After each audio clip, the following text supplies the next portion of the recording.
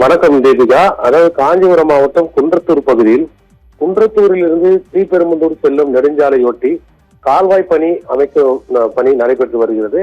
இந்த நிலையில் கால்வாயில் தேங்கி இருந்த தண்ணீரை அகற்றாமல் அப்படியே தண்ணீரில் கான்கிரீட் கால்வாய் கலவைகளை கொட்டி கால்வாய் பணி அமைக்கும் பணி நடைபெற்று வருகிறது. இதனால் அப்பகுதி மக்கள் ஒரு பெரும் அதிர்ச்சியில் ஏற்படுத்தியுள்ளது. அதே போல அப்பகுதியை சேர்ந்த பொதுமக்கள் மற்றும் சமூக ஆர்வலர்கள் அங்கிருந்த ஒப்பந்ததாரரை பணியாளர்களிடம் தண்ணீரை அகற்றிவிட்டு கால்வாய் அமைக்குமாறு கூறினார். அதனை சற்றும் பொருட்படுத்தாமல் அங்கு இருந்த பணியாளர்கள் தொடர்ச்சியாக கால்வாய் பணிகளை மேற்கொண்டு வந்தனர். ஒப்பந்ததாரர் பொறுப்பற்ற முறையில் பணிகளை செய்வதோடு மக்களின் வரிப்பணம் வீணாகி தரமற்ற முறையில் கால்வாய் அமைப்பதற்கு பொதுமக்கள் மற்றும் சமூக ஆர்வலர்கள் சார்பில் பெரும் கண்டனம் வலுக்கிறது தீபிகா.